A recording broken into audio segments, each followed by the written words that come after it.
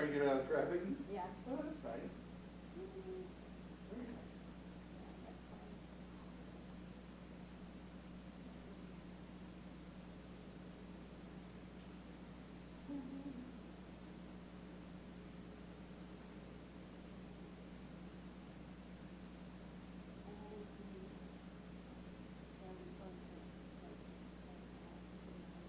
Never here last night, but yeah, I'll go put it on your desk right now. Thank you very much. Better late than never, right? Oh, yeah.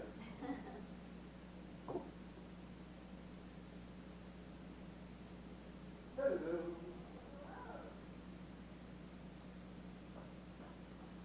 Hi. So can I access the share to put my PowerPoint up? Let me see which one is plugged. I think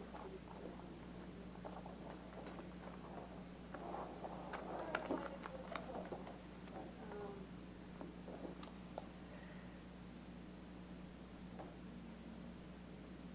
Is it any better? A little bit, thank you for asking. I still am gross. I still cough and it's not nice, you know? No one wants to be around me. You know, I never mind that because I don't know. Yeah. I really don't. I don't say that. So I'm gonna get sick if I do that. I get sick often. That's wonderful. And I wonder if that is relevant. All right. There you go. All right. I'm the only one, right? Yes. No other items? No other items. Hopefully just snakes.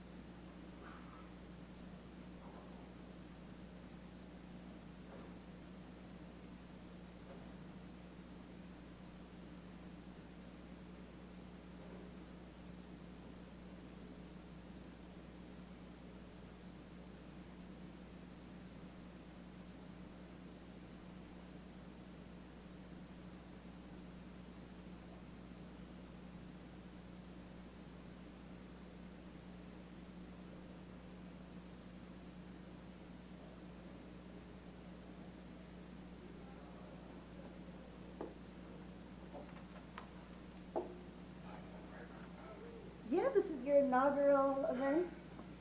So, well, we'll sit over here. It is, I don't know if it's televised, if it's filmed or if it's just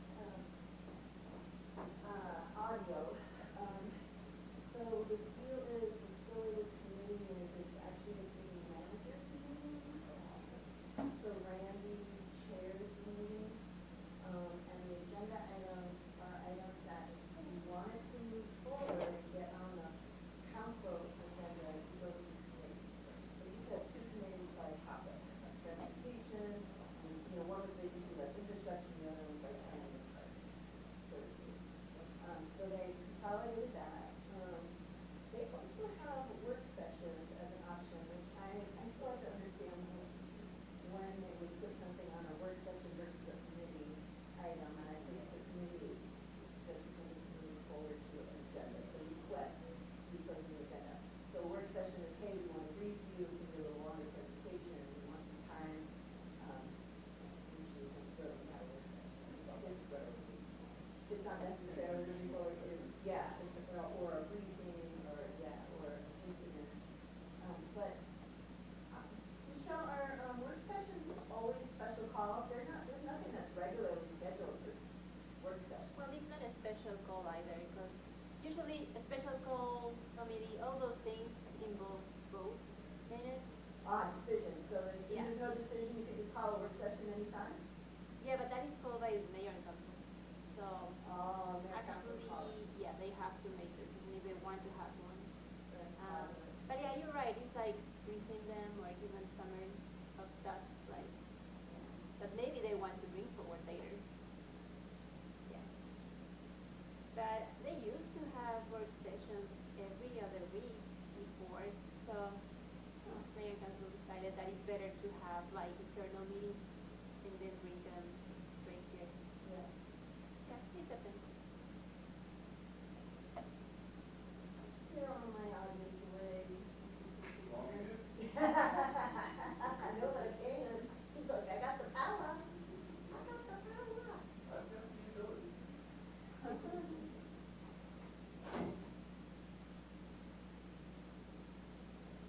Yeah, I'm all one, but.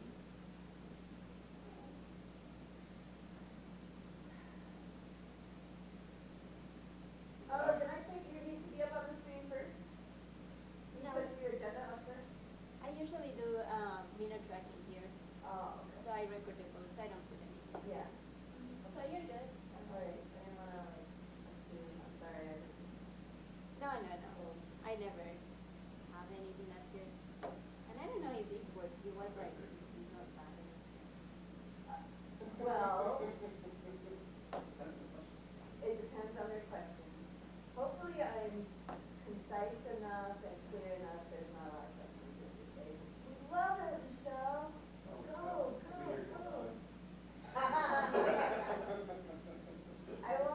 I told myself the mantra is less is more, less is more, less is more. Yeah. You only answer what they ask. I know, but I get, see, I'm like social, I want to know everything I know. Just, my I boss want them is, to know what's going on in there. yeah, right? I wish that on anyone, that you could take me under the same book. That's okay, on the Facebook stuff, everything back around, trying to be an officer, to take something out of it. Oh, you were? No, I didn't, all I did was ask them, why was stuff taken out? I don't, you know, and you No, I said, didn't even pick them out. and you did it with a smile the whole time. I was like, look at this guy, he's such a pro. Disarming, it's totally disarming. You're like, hey. I had to look at this, where I had to look at something. Oh, Jackie's here, we're good. No, we're not. Jackie just sitting right here and not comments. That's the first.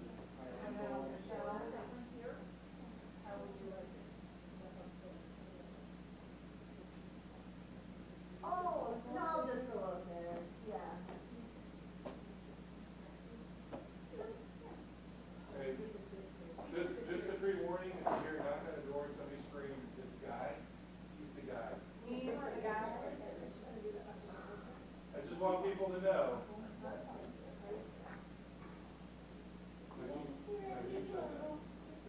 Yeah, in case something goes on. Congratulations, thank you, sir. One of our new planners. One of our smart pants planners. Is that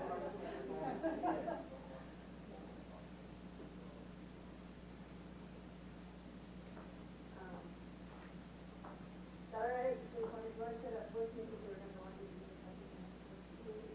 Yeah, plus, you know, I've done a lot of work with this. You're keeping it, they're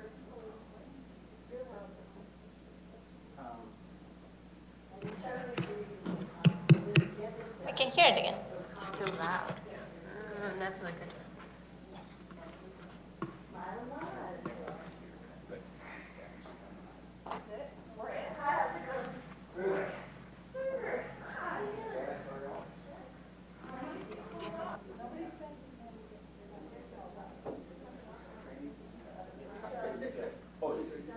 The last job I did. I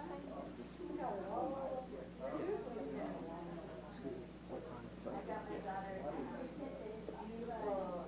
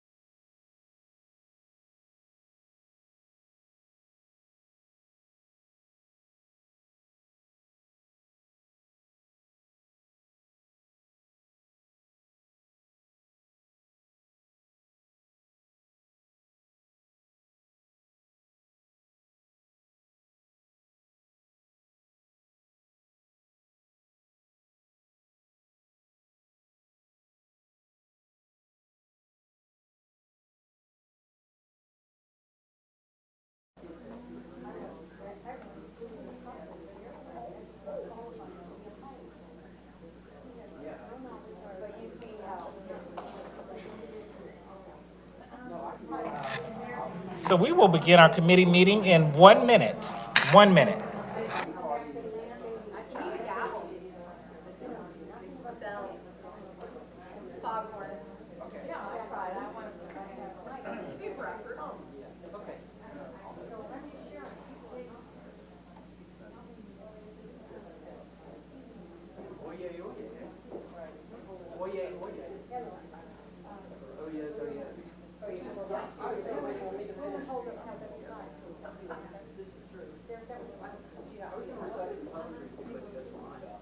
You got another poem like that? I was going to recite some poetry.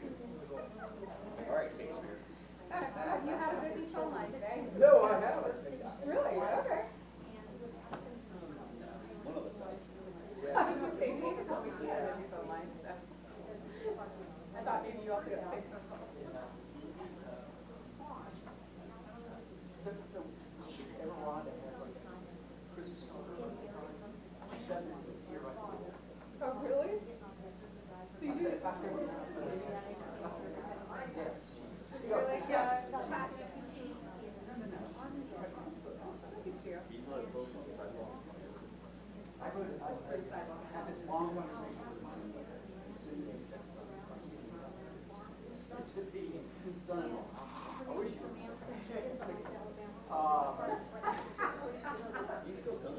If you're really interested, get out of here. He's waiting for them. He's waiting on you. He's waiting on you. I'm staying right here. All right. Okay. All right. All right. Okay. All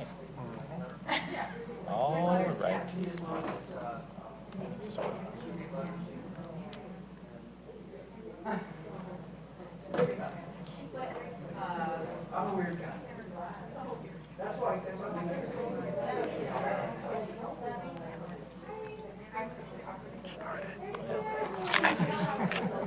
All right. Good evening, everyone. Good evening, all, and welcome to the January 14th, 2025 All Committees meeting. Our elected body present, Councilmember Christine Hall, Councilmember Alan Sells, Councilmember David Johnson, Councilmember Sarah Beeson, Councilmember G. Lee Hills, Councilmember William Mortland. I'm Brandy Knighton, the City Administrator, along with City Attorney David Davidson and Deputy City Clerk and Executive Assistant to the Council, Michelle Miller. The purpose of committee meetings are for city departments to convey information to Mayor and Council and to discuss initiatives listed on the published agenda, and as well as provide updates of vital information essential to city operations. By ordinance, the committee consists of the elected body as well as the city administrator who serves as chair of the meetings. And this is a public meeting, but not a public hearing. Therefore, while we certainly welcome members of the public, we do not take public comments unless specifically authorized by Mayor and Council.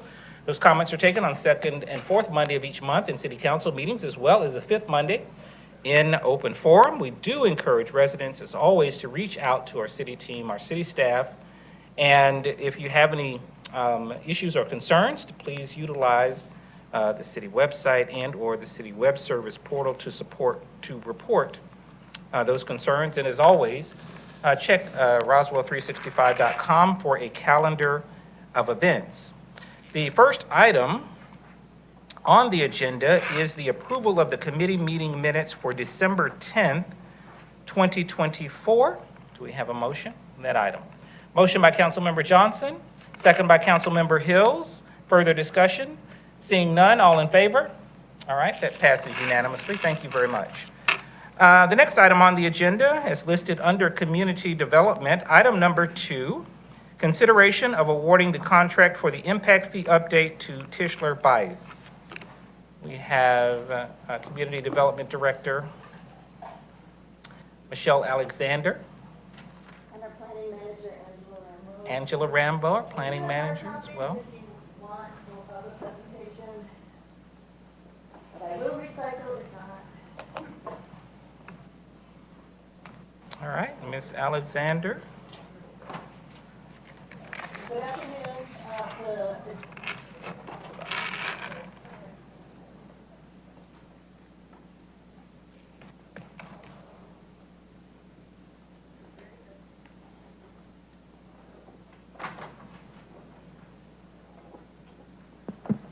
Michelle? Want this one? Okay, that's fine. I have to be careful. My voice carries. All right, Ms. Alexander, please. Thank you. Good afternoon, council members. The topic is our development impact fee study. We had put out a bid and we have an award that we'd like to recommend. So we're asking you to consider it and to allow us to put it on the regular agenda. This is basically a review of the program. The last time you did an update was 2015. But I'm not sure how familiar you are with the structure of the program. So I'm giving you a little background. You can tell me to hurry up and go along if you've got it and you don't want as much detail as I prepared. But it's a unique program. The state allows us to establish a program where we can get fees from developers so that we can cover the costs of expanded or new system improvements. So as you have growth, economic growth and development, and you need to improve your infrastructure systems and your parks and your public safety, this is a way to help finance that and not overburden the folks who already paid for your existing systems. So we have a ordinance, and it's found in our UDC, our Unified Development Code, our own instructions on it, but it has to follow what the state requires of us on this program.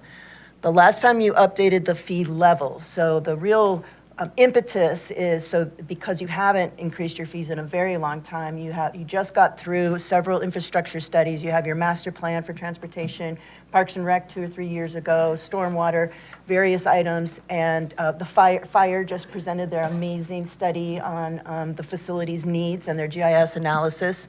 So it's good timing to look at, are these fees sufficient for all of our capital investment needs?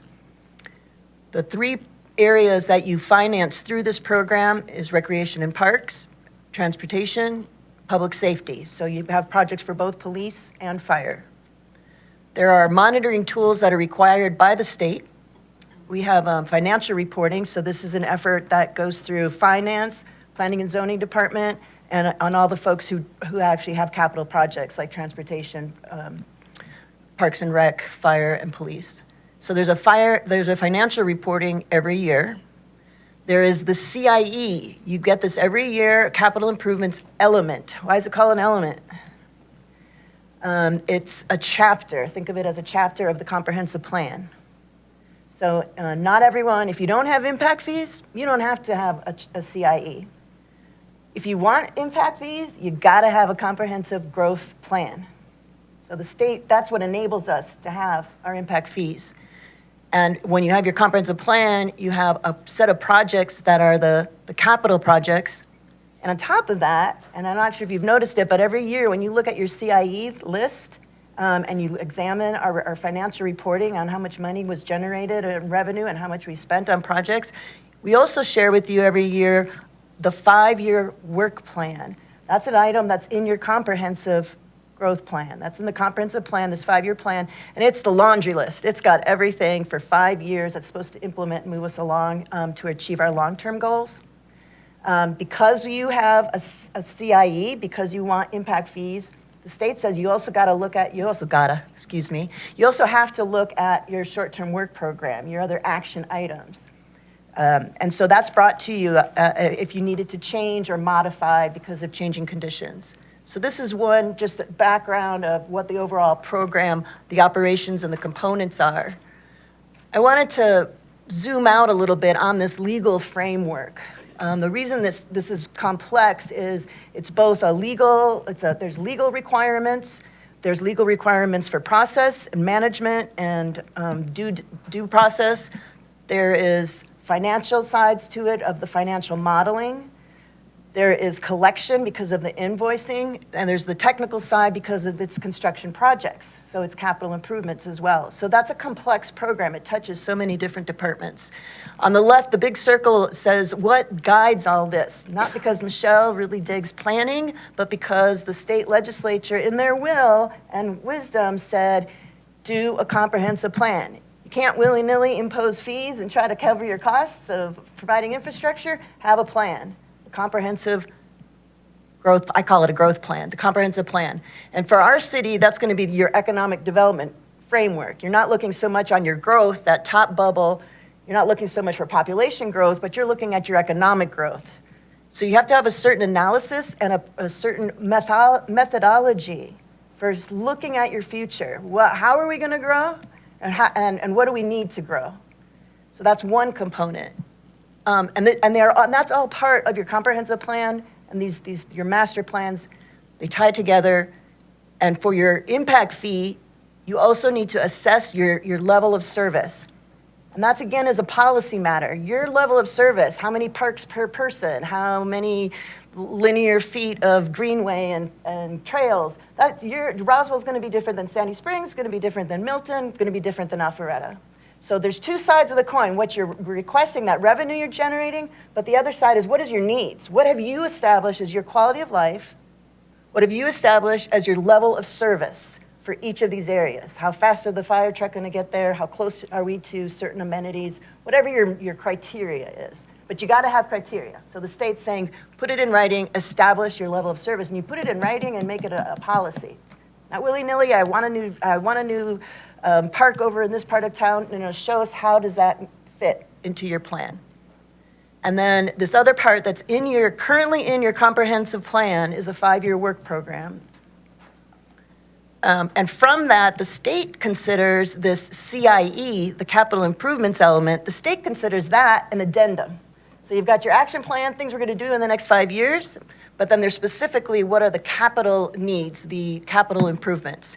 And every year we bring to you in the summer annual monitoring and the reporting. And along with the annual reporting of the CIE is then also the annual update of your 5-year work plan. And it's something you may consider. I was talking, I think, a little bit with Don about our comprehensive plan. You may want to use that tool as a tool, or it can be just check the box. I mean, it's up to what you want to use the elements of this for, but that is part of what you do. You touch it every year, and if you want to use it more in a more sophisticated way, we can do that moving forward. So I just wanted to point out the legal framework and how your impact fee is part and parcel of your comprehensive planning. It isn't separate from your infrastructure planning. Oh, so now I'm going to get into the really ugly tables. It violates my sensibilities of a public engagement person because it's a lot of ugly tables and numbers, but there's a reason. So you don't need to know what the numbers are. It's to show you that for our levels, what we currently, at the city of Roswell, currently the level of fee we require from all residential per unit, per household unit, per dwelling unit. And it's a dollar amount, and the dollar amount is it's a fixed fee, $1 amount. Doesn't change, flat fee, one fee. But for Roswell, it's not just one fee, it's one fee for every different, different size of unit. So if you have a smaller house, if you have 1,000 square feet, you are only being charged $1,844, Mr. Builder, Ms. Developer. If you have larger size homes, $3,238. If you have the largest size we have is if you have a 4,000 square foot home, your total fee is just one flat fee of $4,135 to the builder or developer.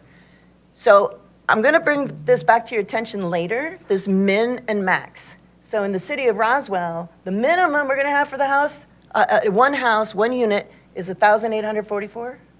The maximum, whether you're a mansion, whether you're 4,000 square feet or 8,000 square feet, the maximum we charge anyone is $4,135. And these were established since 2015, so you haven't changed them since 10 years ago. Are we good? Is there any questions about the levels? Okay, so now the non-residential.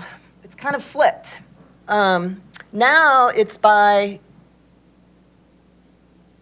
per square thousand. It's not flipped, but it's per square thousand of feet. So if you have an industrial project that's 3,000 square feet, one industrial project, it's 3,000 square feet, you're paying $1,000.65 per 1,000 square feet.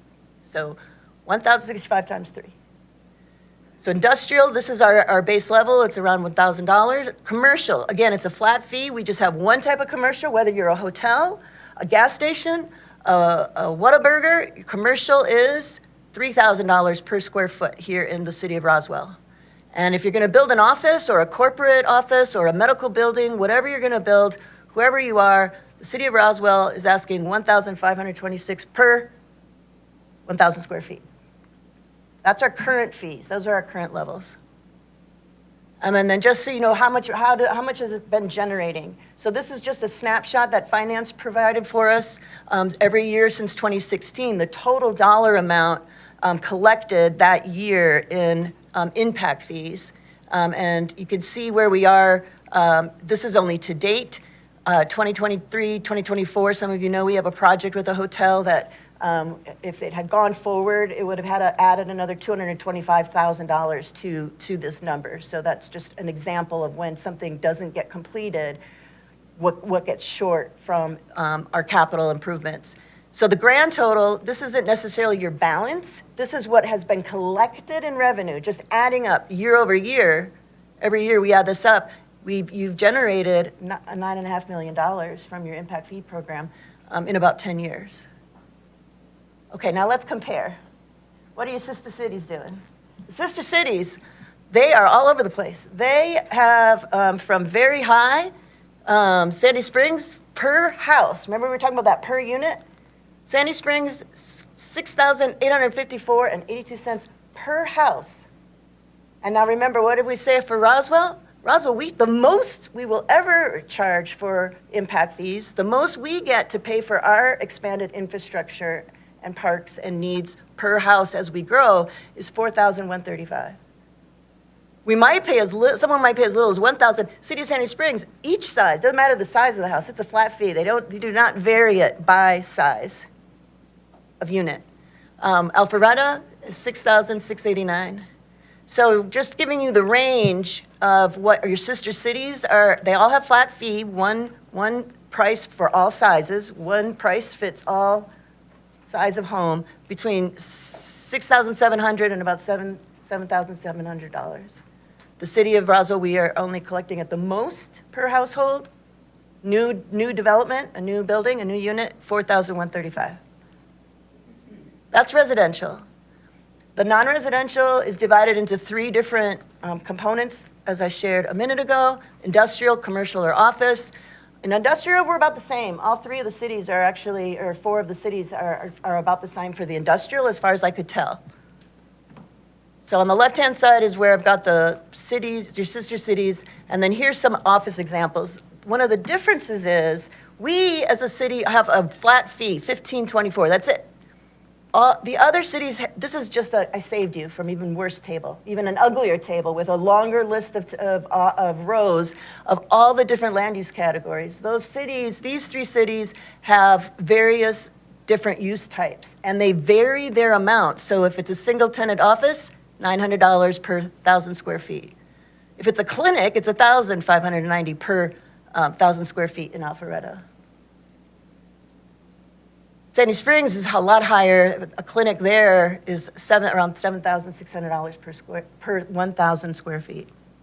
And while we, for that same building type, would only charge the developer $1,526. So I was sharing with you down here, because I know you can't see these numbers, I'm sharing with you, so we've got a flat fee at $1,524 for us, and the sister cities, depending on the business type, they're ranging from $900 to $4,000, $700 to $3,000, $1,500 to over $7,000 per 1,000 square feet. May I interrupt real quick? Please. Is that all right, Chairman? Why, forgive my ignorance, why would the clinic beg for so much of a higher fee in other cities? Is it the traffic, the number of people coming and going? It would be, yeah, I can't answer it, I apologize. That's part of whatever the methodology is about how it got generated, yeah. Okay, all right, thank you, keep going. Yeah. That's right. I share, there are many puzzling ones in here. And I couldn't do a full apples to apples, and I'll show you on the next one, I think, is where it was really challenging. So I found it fascinating to see that for gas stations, for example, I don't have, I'd have to do some calculations and some research. So at the city of Roswell, we charge around $3,000 per 1,000 square feet for any commercial, doesn't matter what kind. The city of Sandy Springs will charge per pump at the gas station $7,000 per pump. So if you have 4 pumps, that's the impact fee that they're collecting. Same with Milton, they have $2,000 per pump.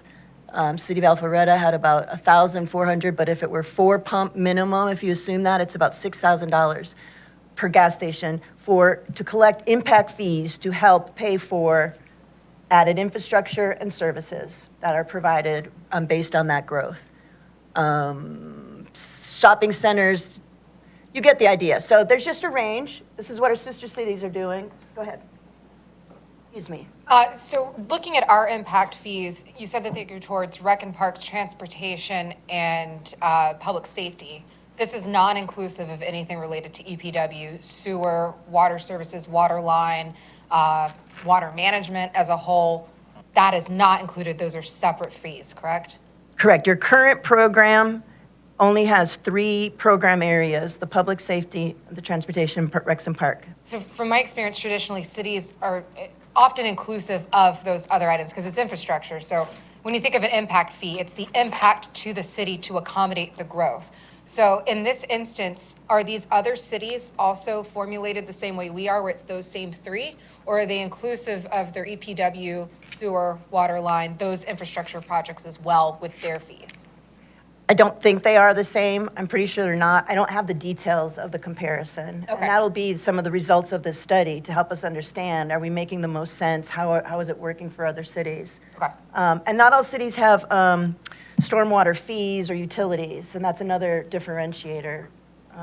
Yeah, I guess in terms of apples to apples of what I'm trying to compare mentally in my head, and I'm sure some of the others, is if their fees are a catch-all or if they also have separate line items like we have stormwater fees, we have water connection fees, we have separate fees that go into it.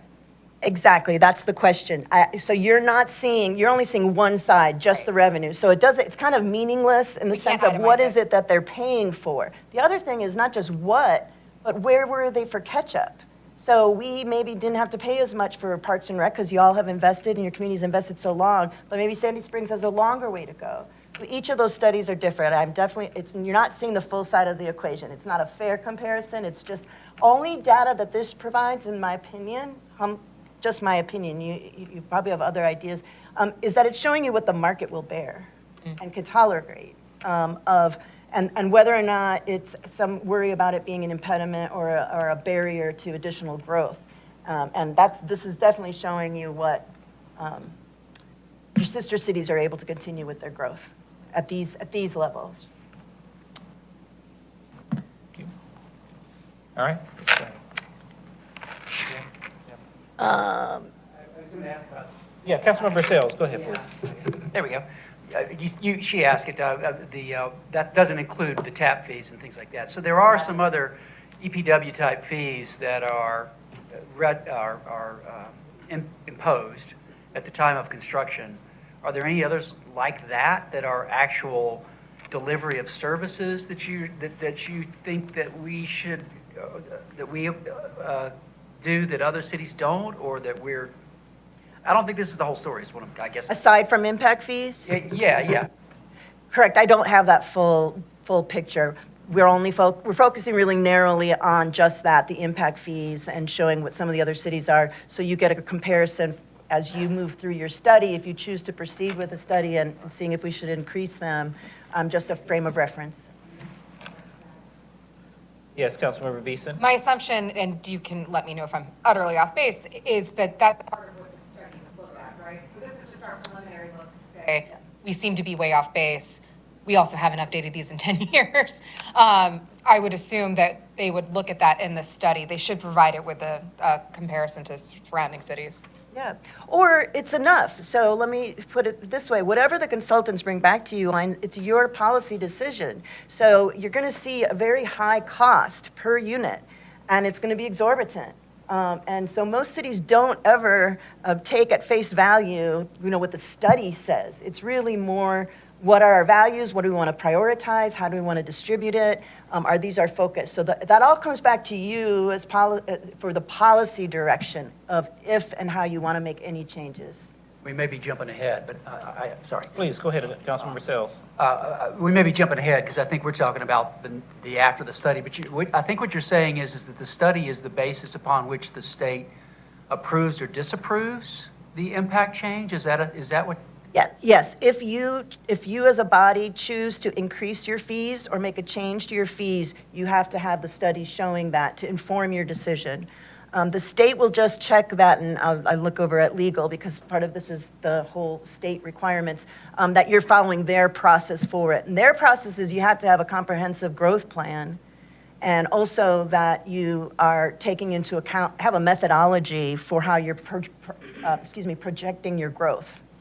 So they're just looking that you have a plan. They're not telling you exactly what the methodology needs to be. It just has to be valid, of looking what your growth, and that it is aligned with your comprehensive plan, the language in your comprehensive plan. So the ask of us tonight is essentially to approve the study. To let us move forward with the study, just to hire the team to bring you data to consider. Yes, To sir. hire the vendor and Yeah. award a Or contract to- to the vendor who will bring back that methodology for your consideration. Thank you.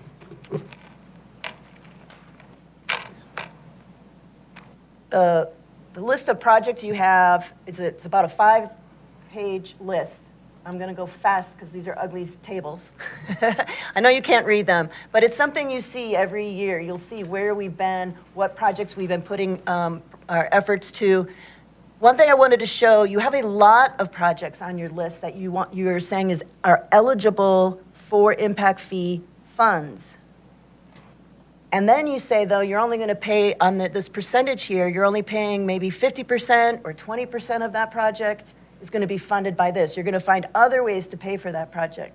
So you may decide with your consultants, and as you debate with staff, especially finance and those who are executing your capital projects, maybe you have fewer list of projects, more concentrated, especially if you have an economic strategy as you're moving forward that says, hey, we really want to jumpstart this part of our area or our geography that the system really needs to jumpstart. Maybe you'll concentrate that instead of spreading it out, the impact fees across several projects, you may concentrate that. If that's possible. I'm not an expert. I mean, this is really why we want to have a good consultant coming in who does this regularly and can advise us on the business side of it. And we have all of this. Just let me know. I'll make sure you have accessible if you want to check again and look through what are those projects to remind you. It's early in the game. This is a prettier table, but this is in the comprehensive plan. I mentioned the 5-year work plan. So this time around is going to be a lot more specific. This is sort of like a laundry list I refer to, and it's by our different, those elements I mentioned, different chapters of the comp plan. It's by transportation, natural resources, community facilities, and all of that. So that was just a wallpaper of, that's another component in this package. But for now, what we're asking is to let us bring this to you at your next council meeting to see if we can award Tischler Bice. We went through the procurement process. Procurement management recommended approval of it. This is a budgeted item. We had budgeted $100,000 for this item, and it should take 5 months, maybe shorter, because you already have so much work done, like with the fire analysis. You have a pretty, almost brand new master transportation plan. But this is the proposed time frame for it. Councilmember Morthland. So two things, and we spoke about this morning. First, and you've already hit on this money has already been budgeted, so it's ready to go. Second thing is we don't have someone on staff that can do this work. We need to go outside to get this done, correct? Correct, yes. All right. Yes, Councilmember Hall. So just a couple of questions and comments, or just for thought. So we had 26 people, 26 companies basically look at this RFP, but we only got one proposal. Is that correct? I don't know the number of total. Sorry, I don't think it was 26. But if that's what you saw, I apologize. I don't have that number. Yes, we only got one. We only got one. So Tischler Bice is Yes. the only one. And they're the ones that did our study in 2015. Yeah. There's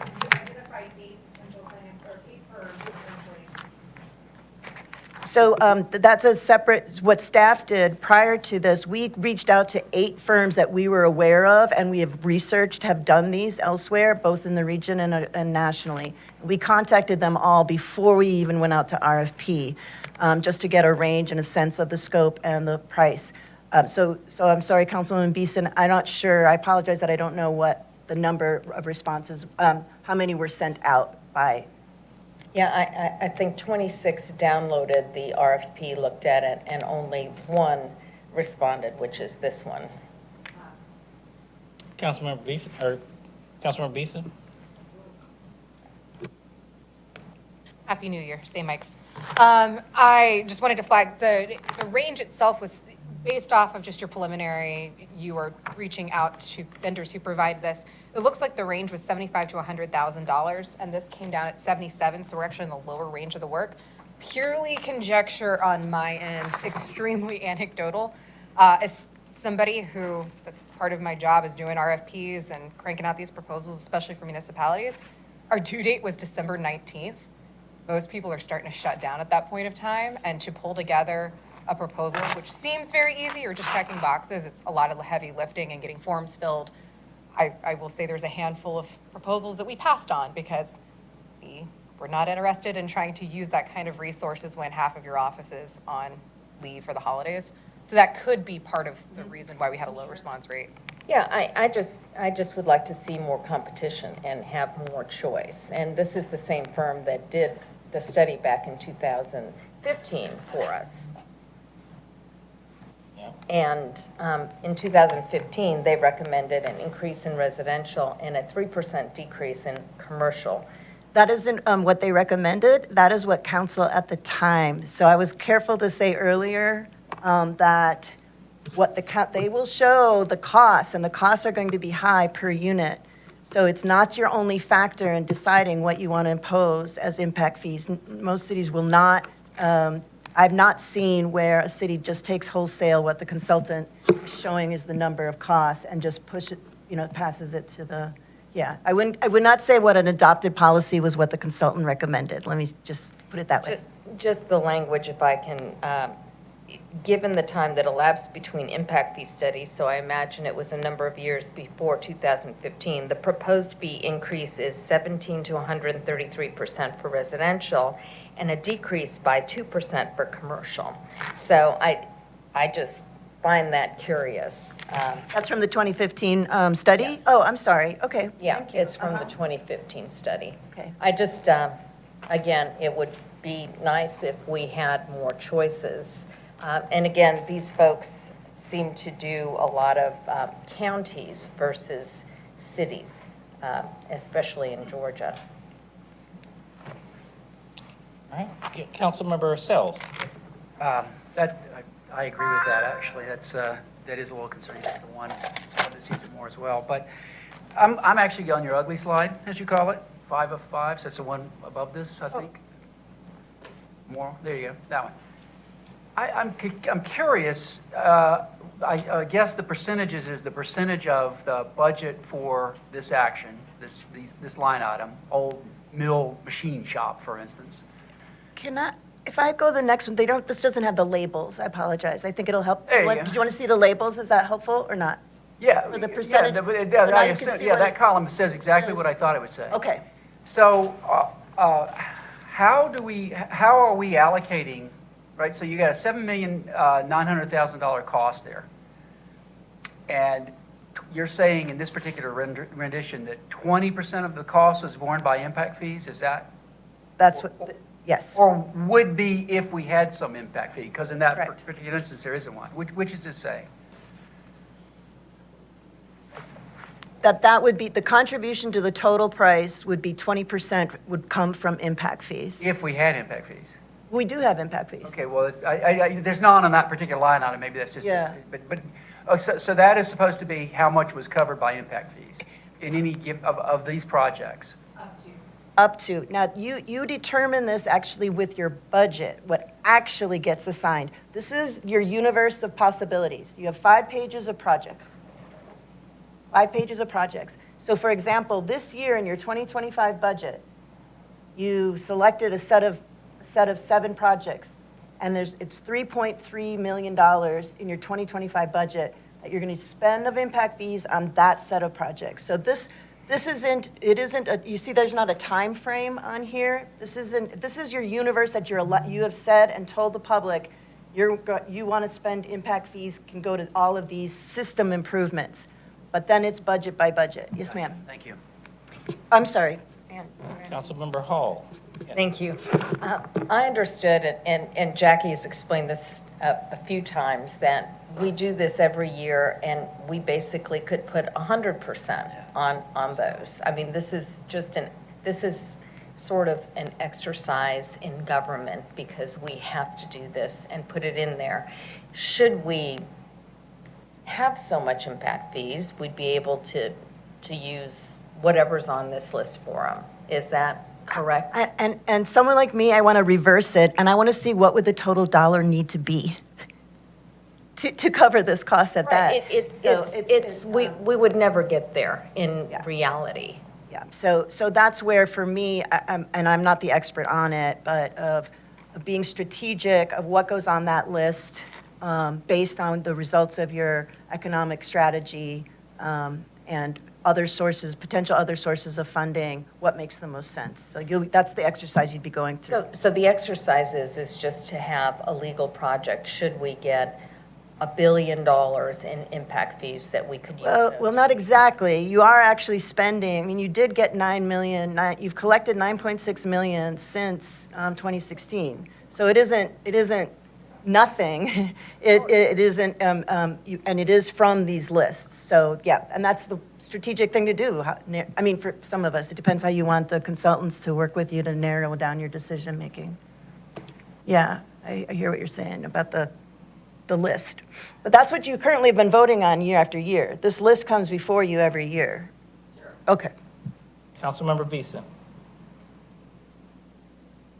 So just wanting to flag for folks too, in terms of impact fees, there have been several academic studies that have proven that the vast majority of municipalities in the United States, and that includes both cities and counties, vastly underestimate their impact fees or undercharge for their impact fees, because you have to look at it from the perspective of this is just a one-time investment.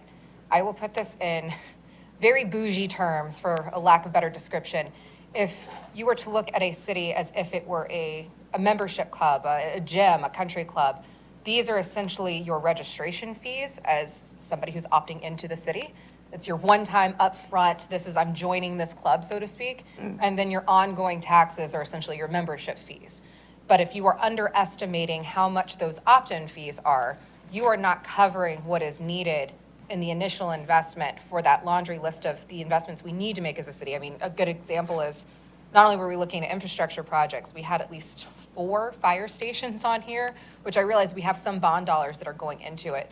These impact fees offset the cost on your property taxpayers, and I mean that not only from residents, but also commercial businesses as well. You are actually lowering that rate to a certain degree by making sure that developers are paying upfront what they need to pay to invest in the city to cover those quote unquote amenities as part of that membership program. So I'm fully supportive of reevaluating these because it's been 10 years.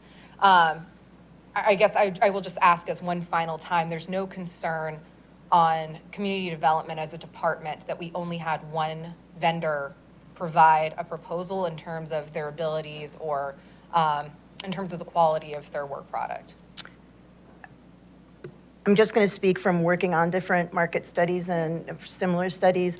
It is so formulaic. You're not going to get a variety of responses or recommendations. There's not a creativity element to this. It is working with each of the departments and examining the cost estimates and doing the growth, the projection, and there's only a few methodologies you pick from. And so since it's so formulaic, also they've done it across the country, and they also have other financial services, so they don't think just in terms of, I'm going to do this study. It's also good resources for how have other cities solved filling the gap or narrowing the gap. So from us on that, I hear what you're saying, though, that if you'd rather see, it's true, we only did get one. However, we did reach out on purpose to say, we are getting ready, what's your capability, where have you done it, what are your costs? And we did that in early November. Councilmember Hall? Just a follow-up question. So a lot of the other municipalities apparently have different impact fees. Some of them only put impact fees towards transportation or other departments. I have a slide of all the things you could. So these are the things you could all pursue impact fees to cover costs of. So as part of the study, would they also advise us, because right now we just have 3 things that we choose to put impact fees to. What are the pros and cons of having additional items? I don't know the answer to that. I'm asking that question. I see that some municipalities only put towards 1 or 2 things, others put towards a lot of things. So what drives that? I'd like to know. Policy. So if you're But comprehensive. what helps, we have to make that policy. Exactly. What's going yeah. to help us? So your What's gonna vision on, inform sorry, excuse me.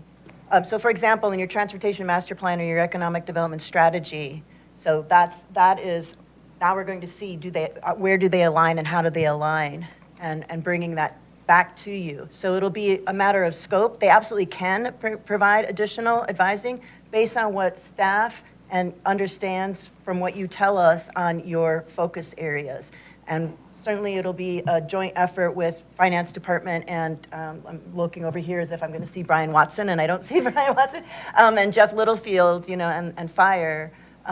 So yes, you need to have technical information. Is this the best and smartest? But that answer is going to depend on what is it you are trying to achieve. And your economic development strategy is pretty clear.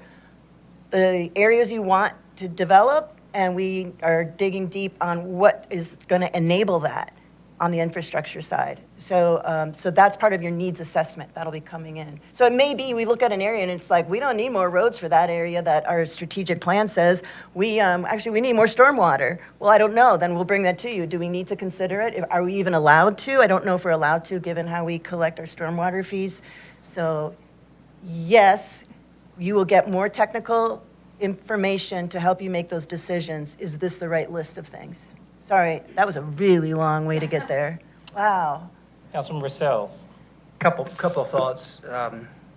One is about the limit on the impact fees, and the other is on the request about the bid. I mean, at the end of the day, there's the limit on our fees, our impact fees, is what the market will bear, right? It's a market question. Then I got one for you too, David, remind me. So I got 3 things.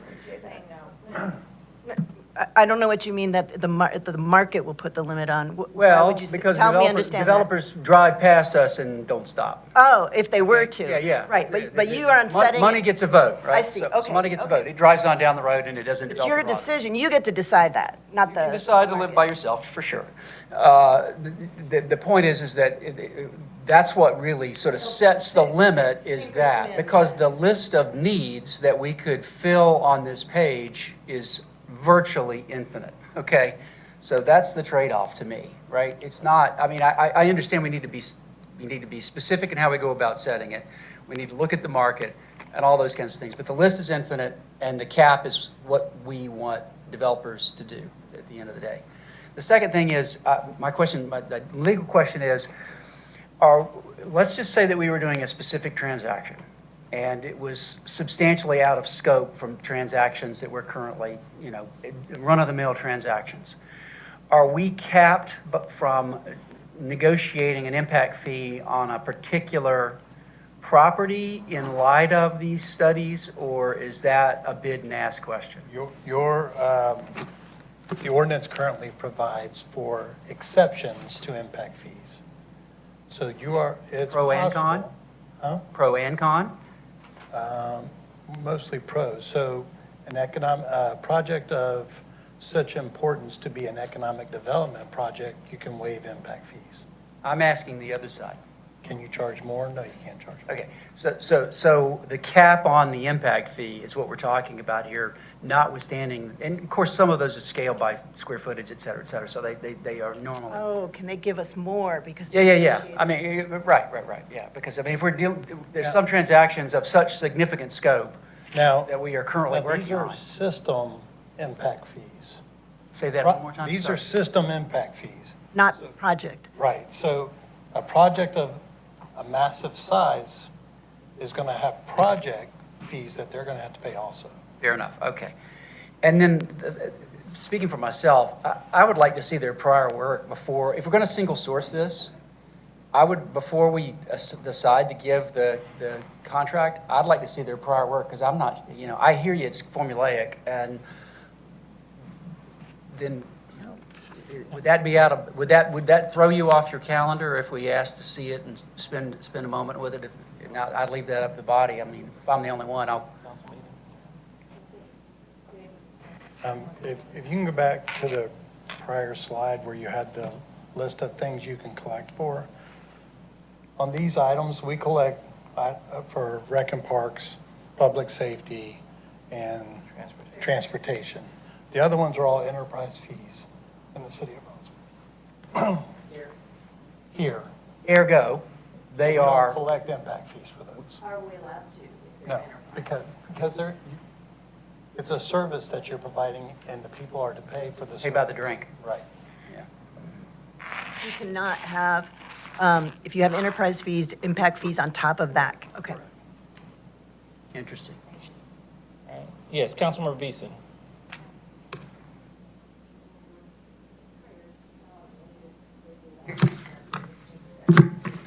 I was going to say, if Councilmember Sells wanted to review the 2015 study, I would imagine their format probably follows the same. They also have in packet page 60, I'm sorry, it's before that. Starting on packet page 57 for the next, through packet page 63, you can see their prior list of clients too.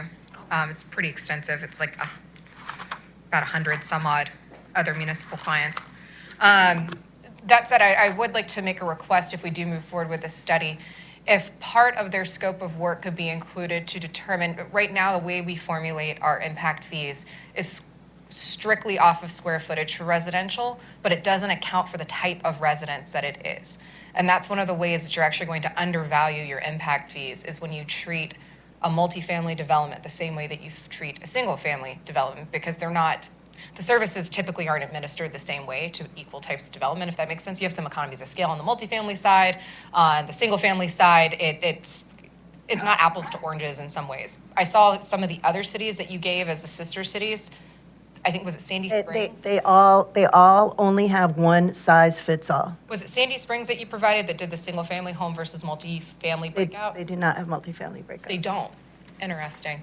So that would not provide different weights for the classification. As far as I can tell, but we got to hire somebody to give you the good answer. Don't listen to my answer. No, that's perfectly fine. I don't want to speak beyond my kin on but these are exactly the things to explore. Yes, that would be part of their scope. They would need to share or inform you on your options and what would make the most sense or cover the costs in the best way that you feel is the most logical. Obviously not setting the policy for us, but at least letting us know that if we're having all of the value captured within those development types. That's all I ask. I mean, I could be entirely wrong. The math could be apples to apples. That is something that I would at least want them to analyze. Councilmember Hall? I'd just be curious to find out who did our sister cities' impact fee studies and when they did those last. I have that. We called them. Oh, you called all those people? Yep, and Atlanta as well. And they turned us down? Well, they didn't bid, and so I hear what you're saying. I understand wanting more competition, so you tell us what you need to be comfortable with who you select, that you have and confidence that you're going to get what you need. I would look at where there's more variety, like in the comp plan, you really want competition and see who's going to bring what and deliver what kind of creative solutions. But you need to be confident, so you tell us how you'd like us to proceed with that.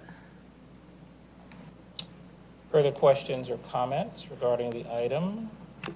I just want to make Councilmember sure Sell. we're not holding you up if we we do decide to wait till the next committee meeting. We are. It isn't me. So, we were looking to try to get this to you by June so we could get moving. And the sooner you increase your fees, as the mayor said, the sooner there's money not left on the table. Okay. I'll pass on mine. So Take your recommendation. Councilmember Go ahead. Johnson. You'll have 2 weeks to review their work before this goes to council. Oh, that's true. Yeah. It's my recommendation we pass this tonight, and then if we need to review anything, I was going to make that suggestion that between now and the council meeting that And- there are and we can- additional questions or any outstanding issues, we try to address those before the council meeting, if you're comfortable with moving this forward from committee tonight. And Mr. Knighton, we can do follow-up. Why, I've done that before. Why didn't you bid? A debrief. We can check with purchasing. Might be helpful. Yeah, yeah. Councilmember Beeson. I was going to ask if we could follow up with a postmortem and ask of the other vendors why you chose not to bid. Actually had a municipality reach out to my firm recently and ask us, and I did not hold back. So they got a very clear answer as to why we chose not to bid on something that was recently due. That said as well, I noticed this was formatted as an RFP and not an RFQ, which means that it's going to be tipped towards the lowest bidder. So I just say, again, as somebody who puts these together, there are often times that you put a lot of effort into putting together a proposal, and then it just goes to lowest bidder because it's an RFP, a request for proposal, as opposed to RFQ is a request for qualifications. It's a qualifications-based proposal. They have to score you based off your ability, your past record, your recommendations, your references. Literally, all these things go into an RFQ, and it's not always the lowest bidder that gets recommended. A lot of times price takes into account. But I will say on the consultant side, it's like, well, why would I put all this effort in 5 seconds before the holidays just for them to give it to whoever put, I call it the Price is Right bid, whoever put the dollar. I went with the $1 bid and they're gonna go with it. So that could be another reason as well. So maybe something to consider in the future of doing an RFQ format instead of an RFP. All right, Councilmember Johnson. last question for me. And we don't do this in-house because we don't have staff. And also, is it better, like through the state law, that an outside vendor does this versus not in-house? So we're not, Biasing yourself. yeah. Yeah. And just getting the competency, so it's a one-off. So learning it, you have both the learning curve time, so I could say you have competent folks in finance and planning that could learn this and get a big piece of that right. And then David and the illegal side of it. But then you're spending all that time, it's your opportunity cost. Then they're not doing all the other things, and they're still not experts, and they still don't know what everyone else has done. It's just for the dollar amount and the time frame. Yeah. And especially because of the legal aspect of it, I get nervous about projects like this where there's so many places you can get, and you have so much scrutiny. Council Quality of Growth, they are going to be hanging out with us day in and day out for the next 6 months because we're doing, we're looking at our impact fees. So it gets a lot of scrutiny. Councilmember Hall. Just to Council Member Beeson's point, the technical requirements were on this, the scoring was 60% between qualifications and experience. So, I mean, that's pretty hefty on that side. Yeah, so if you look at the way that it was ranked, it's page, the dollar amount comes into consideration, because I assume you guys had a cost proposal submitted separate, right? Because we only had, yes, it technically was requested separately, but we only had the one submittal. This was the evaluation criteria on packet page 38. It is, I literally just read it.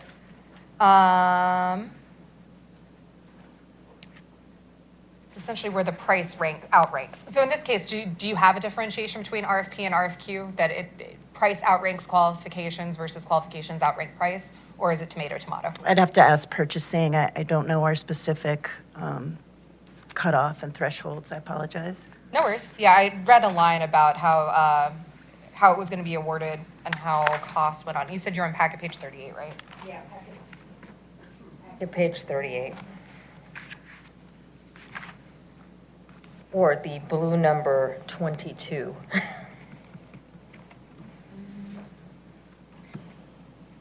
correct me if I'm wrong on this, and you said that this is probably a finance question. Because this one doesn't take into consideration price at all. Here comes Jeff. I put the bat beacon out, so I got Jeff. Mr. Leatherman's coming to explain this to me. So in this case, Mr. Leatherman, do you know if the qualifications, or Michelle, if y'all knew if the qualifications would outrank the price value? Just because in this, the evaluation criteria, I assume it's because you packaged them separately. Cost is not even taken into consideration. Cost is not, is not intended on an RFP to be into consideration until you open it. So if we have, whoever is the highest scoring quals, that's the price we open. Excellent. Okay, so in this case, then you have it to where you don't even unseal the cost until you've made it past this point. Exactly. Yes, ma'am. That's my understanding. And again, I can't speak for the purchasing manager. I don't want to speak out of turn. Yeah, I just was going to add that's how I'm reading this in the evaluation criteria section, and then we can get the final answer for you all before we bring this to council. Okay, so in that case, then it fundamentally works as an RFQ then? Okay, so in that case, it doesn't matter. Scratch what I said before. And to Councilmember Hall's point as well, I guess if you only have one bidder, it doesn't matter. You're unsealing one bid at the end of the day. All right, further questions or comments regarding this matter? All right, if not, we'll entertain a motion. Motion to move forward and approve, Councilmember Morthland. Second, Councilmember Johnson. Any further discussion? Seeing none, all in favor? All right, thank you, that passes. And of course, there are some outstanding items we want to make sure that you are informed about prior to the council meeting. And please feel free to reach out to our staff team members for any other questions or insight. All right, that does conclude our committee agenda for January 14th, 2025. We will entertain a motion of adjournment. Motion by Councilmember Sells, second by Councilmember Beeson. All in favor? All right, that passes unanimously. That passes by everybody. Yes, that passes unanimously. Have a wonderful evening. So it'll go to, so I heard.